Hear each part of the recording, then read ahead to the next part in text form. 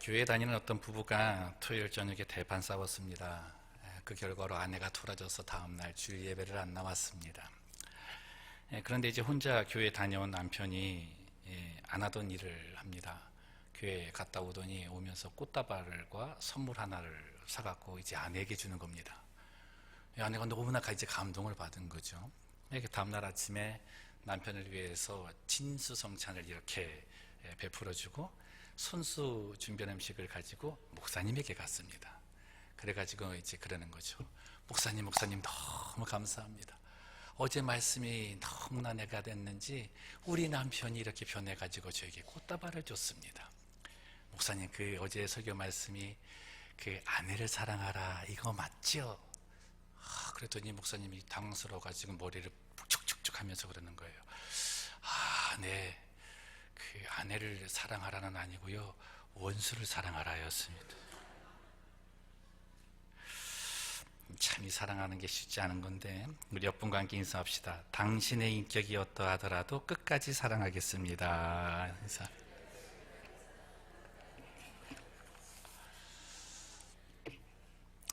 이 사랑에 대한 정의들이 참 많습니다. 그중 유명한 분들의 몇몇 사랑의 정의들을 살펴봤는데요. 이 프랭클린 존스라고 하는 사람은 사랑은 세상을 움직이는 것이 아니다, 사랑은 그 여정을 가치 있게 만드는 것이다 라고 얘기했습니다. 빅터 휴고는 인생에서 최고의 행복은 사랑받고 있다는 확신을 갖고 있을 때이다 라고 얘기합니다.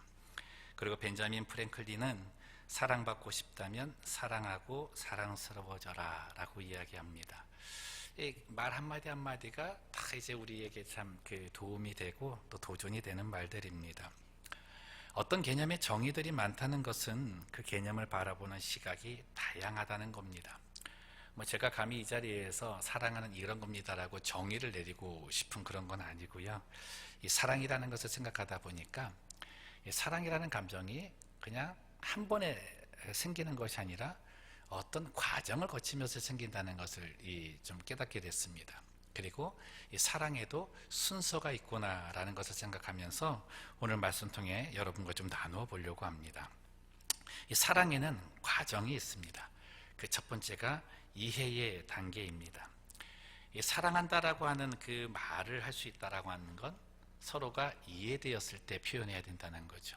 이해라는 게 다른 게 아니라 마음이 통한다는 거 아닙니까?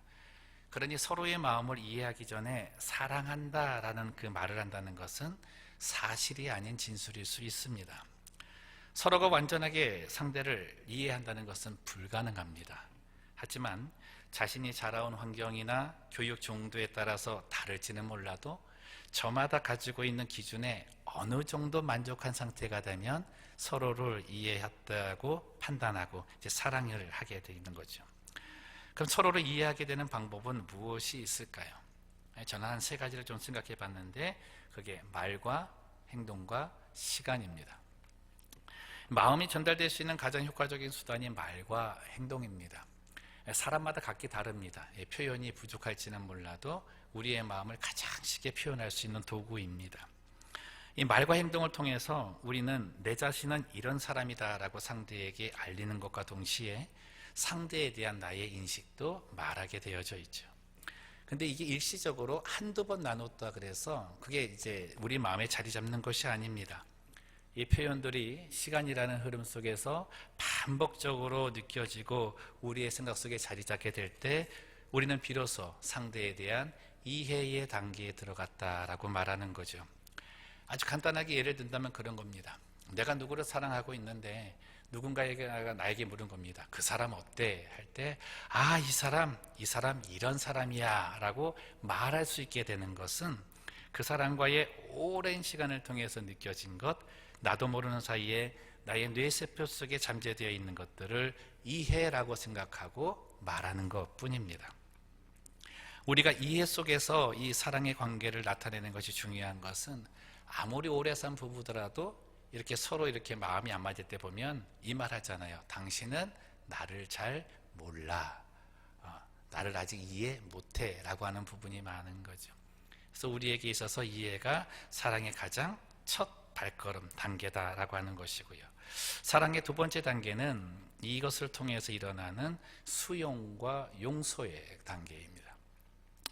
이 용서는 무턱대고 하는 것이 아닙니다. 그 사람의 지금의 상황, 성격, 경제적인 것, 인간관계, 연약한 부분, 이런 모든 것들을 감안해서 용서라는 표현을 한다는 것이죠.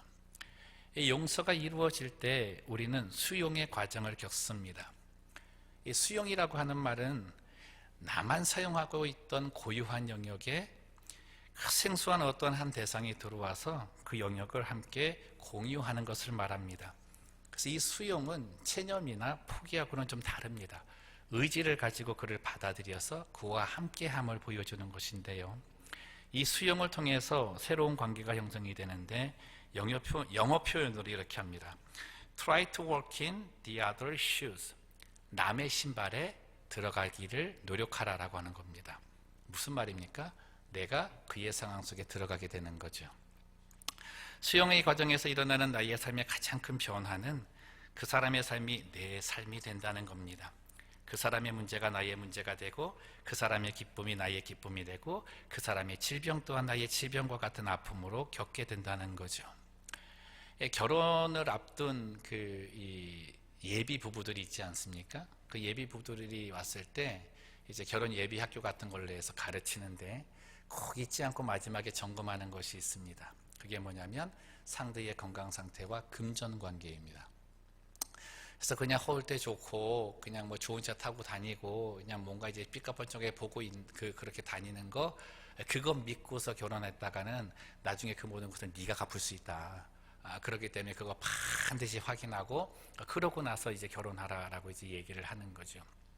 그런데 다행히 아직까지는 그 확인 이후에 헤어진 그 커플이 없어가지고 참 감사하게 있는데, 이 말이 무엇을 의미합니까? 사랑한다라는 그 말 자체는 이제 그의 문제가 다 내 문제가 된다고 하는 것이죠. 이것이 수용을 통해 나타내는 사랑의 관계입니다. 세 번째로 나타나는 것이 이 수용의 과정을 지나서 진행되는 것인데, 그게 희생이라고 하는 거죠. 이것은 상대에 대한 의지입니다. 이 속성은 죽음보다 강합니다. 희생이라는 말에는 고난, 고통이라는 이미지가 담겨 있는데요. 이 이미지가 우리의 정서에 닿게 되면 두려움이라고 하는 감정으로 변합니다. 그런데 이제 사랑이라는 이 과정이 내게 다가오면 이 두려움을 희생의 의지로 이긴다는 겁니다. 그래서 다 이해할 수 없을 때라도 내 것을 다 주는 희생의 자리에 기꺼이 설 수 있다는 거죠. 이름을 통해서 나는 그를 사랑한다라고 말할 수 있고 사랑하는 그 자리에 설 수 있는 겁니다. 이 사랑의 과정 세 단계, 이해, 수용, 그리고 이 희생, 그 결과는 아름다움입니다. 그 아름다움으로 우리는 다른 사람들을 사랑하게 되죠. 그럼 이제 다음으로 나누고 싶은 건 사랑의 순서에 대해서 나누려고 하는데요. 이 순서는 사랑하는 대상의 순서를 말씀을 드리는 겁니다. 이해와 수용과 희생으로 이루어진 사랑이 아름답다고 했는데, 근데 우리들이 사랑하는 관계 속에 보면 다 아름다운 것 같지는 않습니다. 때로는 그 아름다움이 상함으로 바뀔 때도 있고, 아픔과 상처가 될 때 있고, 때로는 추함으로 변할 때도 있는 거죠. 이유가 무엇일까? 그건 내가 사랑하는 사랑의 대상의 순서가 잘못되었기 때문이라는 겁니다. 가장 먼저 사랑해야 될 사랑을 사랑하지 않고 다음 것부터 사랑하다 보니까 그 어려움을 우리가 겪을 수 있다는 거죠. 그럼 우리들이 가장 먼저 사랑해야 될 사랑 그 대상이 누구냐면 바로 하나님입니다. 이유가 있습니다. 오늘 본문 말씀 16절 말씀 중간 부분에 보시면 하나님은 사랑이시라라는 말씀이 나옵니다. 이 하나님은 사랑이시라라고 하는 말씀은 하나님의 속성이 사랑이라고 하는 거죠. 하나님의 캐릭터 안에 사랑이 있다는 겁니다. 그리고 이 말은 모든 사랑의 시작이 하나님으로부터 이루어진다라고 설명하는 거죠. 그래서 원래의 사랑은 완벽하고 완전합니다. 하나님의 사랑의 속성을 쉽게 드릴 수 있는 건 성령의 열매를 통해서 이제 설명할 수 있습니다. 갈라디아서 5장 22절 23절 말씀인데 저희 같이 읽었으면 좋겠습니다.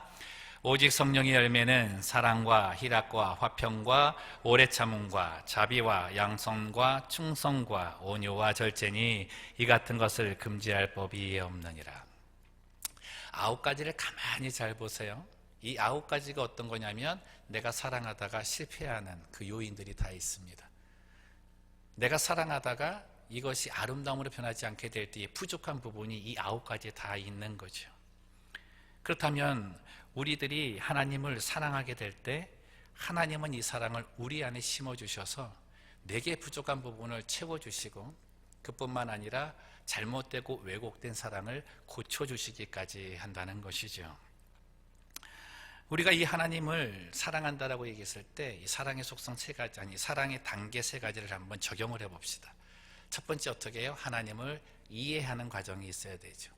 그런데 우리가 하나님을 이해한다 그랬을 때 저희가 가장 먼저 이해해야 될 것은 하나님은 그 사랑으로 우리를 끔찍히 사랑하신다는 것입니다.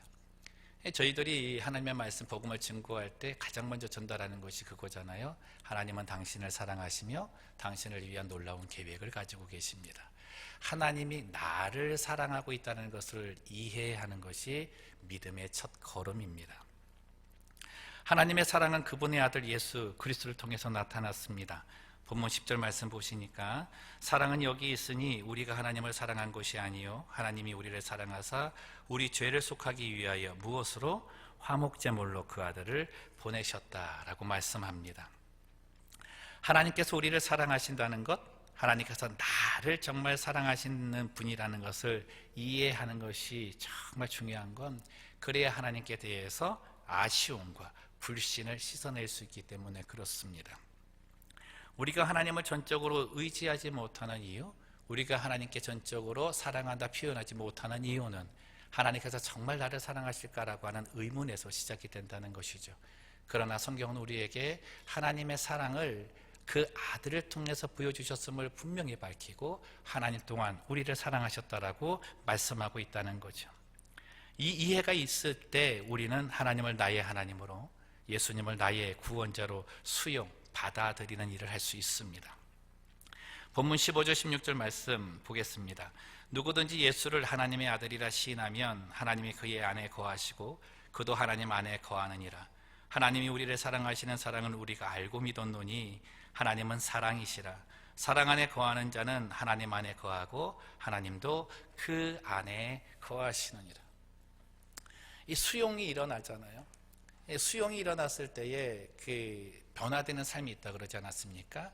그의 삶이 내 것이 되고 나의 삶이 그의 것이 되는 거죠.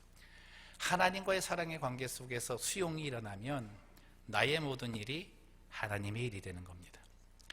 나의 모든 문제가 하나님의 문제로 변합니다. 내가 테이크해야 될 모든 문제들을 하나님이 테이크해 하십니다. 그 은택을 베드로전서 5장 7절은 이렇게 말씀하죠. 너희 염려를 주께 맡기라. 이는 그가 너희를 돌보심이라. 너희에게 일어나는 모든 염려와 그 근심되는 모든 문제를 이제 네가 갖고 있지 말고 캐스트어웨이 하나님께 던져버리라는 거예요. 그러면 그때부터 그가 너희를 돌보시며 그 모든 일들을 다 다루실 거라고 하시는 거죠. 하나님께서 나의 신발을 신으시는 일이 일어나는 겁니다. 사랑하는 성도 여러분, 내가 하나님을 사랑하고 그를 수용할 때 내 모든 연유와 근심이 이제는 평안으로 바뀌게 되고 하나님께서 나의 일을 담당하시는 혜택을 누리게 될 줄로 믿으시기 바랍니다. 그래서 하나님을 수용하는 것이 중요해요. 그리고 하나님을 수용할 때 나의 이 본질도 하나님의 자녀, 하나님의 상속자가 되는 은혜를 입죠. 이 은혜가 깨달아질 때 우리는 하나님을 위해 사랑과 헌신을 드리는 삶으로 바뀌는 겁니다. 왜요? 그가 이 수용을 통해서 나에게 주는 그 희생은 그 아들을 주시기까지의 어려운 희생을 하셨기 때문이죠. 이게 하나님을 사랑하는 것입니다. 두 번째 사랑할 대상은 나입니다. 우리들은 살면서 이제 오해로 인해 겪는 어려움을 많이 부닥치게 되는데요. 그 중에 가장 큰 오해는 나라는 존재에 대한 오해입니다. 사람은 변하고 만들어진다고 합니다. 살아온 환경이 지금의 나를 만들었을 수도 있고 배움의 과정을 통해서 학습된 나로 살아갈 수도 있습니다. 근데 이런 삶의 과정을 통해서 존재하고 있는 지금의 나라는 존재가 내가 생각하는 진짜 내가 아닐 수 있다는 겁니다. 내가 다른 사람을 바른 시각으로 바라보지 못하고 사랑하지 못하는 이유는 내가 나에 대한 가치를 바로 알지 못하고 현재의 나를 사랑하지 못하기 때문입니다. 어떤 분은 자신에 대해서 과대평가하는 분이 있습니다. 반면에 과소평가하는 분도 있습니다. 근데 과대평가하시는 분들도 보면 다른 사람 앞에 보여지기 위한 포장에 불과하지, 그가 혼자 있을 때 자기 자신을 바라보면서 만족하고 행복감을 느끼는가, 그것은 자문해 봐야 된다는 것이죠. 나라는 존재감, 자긍심, 이것을 가치라고 하는데 삶의 아름다움은 이 가치가 표출될 때 나타나는 것입니다. 나를 사랑한다는 것은 나 자신이 어느 정도의 가치가 있는지를 이해하는 것부터 시작된다는 것입니다. 그렇다면 왜 우리는 내 자신에 대해서 과소평가하게 될까요? 내 삶의 본질적인 아름다움을 드러내지 못하고 있다면 나는 지금 내 삶을 과소평가하는 자리에 있습니다.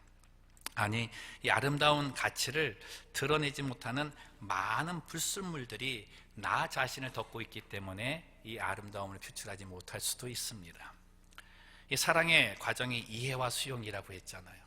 그럼 나 자신에게 적용할 때 나 자신을 이해하면서 불순물이 가득한 나를 나라고 이해하고 그것을 그대로 수용하고 살기 때문에 나를 사랑할 수 없다라고 하는 거죠. 우리들이 좋아하는 금이라고 하는 것이 있습니다. 골드. 다 좋아하시겠죠, 그죠? 그 중에서 이제 정금이라고 하는 것은 순도 99.99%의 금을 말합니다. 근데 이렇게 좀 살펴봤더니 이게 그 구자가 아까 세븐 나인 되는 금이 있대요. 99.99999. 처음 들어보셨습니까? 그건 굉장히 비싼가 봐요. 근데 이 정금은 동광석이라고 하는 돌에서 추출을 해내는데요. 한번 그 돌에서 금이 되기까지 걸리는 시간이 40일 정도 된대요. 그리고 그 과정 속에서 1000도 이상의 용광로 속에 이 녹여지는 것을 3번을 거쳐서 모든 불순물들이 섞이지 아니하고 빠졌을 때 나오는 금, 그 금을 정금이라고 이야기를 합니다. 이 정금이 나오잖아요. 그럼 얼굴에 비치면 거울보다도 이렇게 더 반짝반짝 빛난다 그래요. 이 정금으로서는 그게 아름다움이겠죠. 근데 성도 여러분, 한번 생각을 해보세요. 이 정금이라고 하는 것은 동광석에서 나오지 않습니까? 이 동광석에는 불순물이 가득합니다. 근데 또 한 가지는 이 불순물이 가득한 동광석 안에는 99.99%의 정금을 만들어내는 원금이 있습니다. 그 원금은 100% 순도의 원금이라는 거죠. 우리는 살면서 동광석과 같은 모습으로 나를 바라보고 살고 있다는 거예요. 내 안에 이미 있는 이 정금을 만드는 원금이 있음을 인식하지 못하고 사는 겁니다. 그래서 내 안에 있는 그 아름다움을 표출하지 못해요. 여러분, 내 안에 있는 이 원금의 모습이 뭔지 아십니까? 성경은 그것을 하나님의 형상이라 그래요. 그러니까 하나님의 형상이 삶의 모든 불순물들로 덮여져서 보이지 않을 때도 있고 삶의 과정 속에서 잊혀질 때도 있다는 겁니다. 근데 하나님의 사랑은 우리 안에 있는 이 모든 불순물들을 완전히 제거하셔서 내 안에 남아있는 하나님의 형상의 아름다움을 다시 회복시킨다는 거죠. 예수 그리스도의 십자가의 그 부혈이 나로 하나님의 형상의 가치를 되찾게 하십니다. 그래서 나의 가치는 예수님으로 인해 정금이 아닌 원금의 가치를 갖고 있는 거죠. 이 가치로 나를 이해하고 이 가치로 나를 수용해야 합니다. 그래야 나를 사랑할 수 있습니다. 함께 합시다. 예수님 때문에 나는 원금입니다. 옆분에게 얘기해 봅시다. 저를 귀하게 여겨주세요. 이제 원금이에요. 원금. 귀하게 여겨주세요. 이 나에 대한 바른 이해와 수용이 끝나면 이제 마지막 어떻게 나를 위한 희생의 의지가 나타나는 거죠. 나를 위한 희생의 행위가 무엇일까? 그건 바른 습관을 갖는 삶입니다. 나쁜 습관을 고치는 일, 이것이 나를 위한 희생이죠. 사람은 습관이 바뀌지 않는 한 바뀐 것이 아니라고 말씀을 드렸습니다. 우리들은 건강에 좋은 음식 압니다. 건강에 좋은 습관도 압니다. 사회생활에 좋은 습관도 알고 신앙생활에 좋은 습관도 다 알고 있습니다. 그런데 안 합니다. 지금의 나를 만들어 놓은 습관에 너무 익숙해 있어서 좋다는 것을 알면서도 바꾸려 하지 않습니다. 이것 버리고 바른 습관을 갖는 일에 의지를 두는 것이 나를 위한 희생입니다. 로마서 12장 2절 말씀이 우리가 살아야 될 희생의 삶인데요. 너희는 이 세대를 본받지 말고 오직 마음을 새롭게 함으로 변화를 받아 하나님의 선하시고 기뻐하시고 온전한 뜻이 무엇인지 분별하도록 하라. 세상과 함께했던 오랜 습관들을 이제는 하나님과 함께하는 습관으로 바꿔야 합니다. 몸에 좋지 않은 음식 먹지 말아야 되고 기호품 사지 말아야 됩니다. 세상에 쾌락을 즐길 수 있는, 오락을 즐길 수 있는 모든 습관들 끊어야 합니다. 대신에 하나님께서 허락해 주신 거룩한 습관으로 바꾸는 연습을 하는 거죠. 하루에 성경 3장은 읽고 적어도 15분씩 기도하는 습관을 가지면 참 좋습니다. 아침에 일어나 경건의 시간을 하면 더욱 좋겠죠. 여러분, 이것이 나를 사랑하는 완성의 모습입니다. 사랑하는 성도 여러분, 하나님께서 우리에게 허락하여 주신 이 사랑의 방법, 그 방법을 통해 내 안에 있는 진정한 본질의 아름다움을 찾는 귀한 성도들 되시기를 바랍니다. 장경철 교수님이 책 하나를 지으셨는데 개나리는 염려하지 않는다라는 제목의 책을 지었습니다. 그 제목 들어보신 적이 있습니까? 그분의 말로는 책 제목만 알아도 교養있는 분이라고 그러더라고요. 개나리는 염려하지 않는다. 어떤 부분에 그럴까 이제 저도 한번 생각하면서 개나리 생각해 봤는데 지금 개나리철 아니잖아요, 그렇죠? 여러분, 근데 개나리가 그 노란색이었을 때 꽃잎이 다 지고 나서 이 나뭇가지만 남았을 때 염려를 하겠습니까? 염려를 안 합니다. 왜요? 그가 가지고 있는 원래의 아름다운 힘이 있기 때문입니다. 이 하나님의 사랑은 우리 안에 내가 원래 가지고 있는 아름다움의 힘을 발견케 하는 거예요. 그래서 지금의 모습이 조금 초라하게 보이지만 나는 초라하지 않은 거죠. 또다시 내 삶을 통해서 개나리의 그 노란색의 아름다움을 표출할 수 있기 때문입니다. 여러분, 이 모습을 가지고서 사랑하는 것이 이웃 사랑입니다. 하나님께서 우리에게 말씀하실 때 이제 마지막 사랑해야 될 세상일 텐데요, 이 이웃이라고 말씀하시는 거죠. 20절 21절 말씀 함께 읽었으면 좋겠습니다. 누구든지 하나님을 사랑하노라 하고 그 형제를 미워하면 이는 거짓말하는 자니 보는 바 그 형제를 사랑하지 아니하는 자는 보지 못하는 바 하나님을 사랑할 수 없느니라. 우리가 이 계명을 주께 받았나니 하나님을 사랑하는 자는 또한 그 형제를 사랑할지니라. 사랑의 완성이 이웃 사랑에서 이루어집니다. 다른 사람에 대한 사랑은 내 감정을 하나님의 사랑에 필터링하지 않고서는 절대로 이룰 수 없습니다. 저는 이웃 사랑을 완전한 내려놓음이라고 표현하고 싶습니다. 이 사랑은 다음에 두 말씀으로 이제 나타나게 되는데, 하나는 로마서 12장 15절 말씀입니다. 즐거워하는 자들과 함께 즐거워하고 우는 자들과 함께 울라. 두 번째 말씀은 마태복음 5장 44절 말씀입니다. 나는 너희에게 이르노니 너희 원수를 사랑하며 너희를 박해하는 자를 위하여 기도하라. 사랑을 주기보다는 사랑을 받기 위해 갈급한 존재들이 우리들 아닙니까? 누군가에게 주는 사랑조차도 나에게 돌아오는 어떠한 보상을 위해서 기대하며 베풀 때가 참 많습니다. 그 가운데에 내가 이웃을 사랑할 때 그가 성공하는 것을 보고 내가 즐거워하고 원수처럼 대하는 자를 사랑한다는 것은 불가능하다는 거죠. 그러니 내 이웃에 대한 사랑은 원수와 같았던 죄인된 나를 위해 사랑하는 아들을 주신 하나님의 사랑이 내 안에 있지 않고서는 불가능하다는 것입니다. 하나님의 사랑은 내 속에 있는 하나님의 영상의 아름다움을 그에게서 보게 하는 거예요. 그러하기 때문에 내게서 발견케 하시는 그 아름다움이 그를 통해서도 나타날 수 있다는 기대감으로 원수일지라도 그를 품고 수용하고 그를 위해 희생하는 자리에 기꺼이 가게 한다는 것입니다.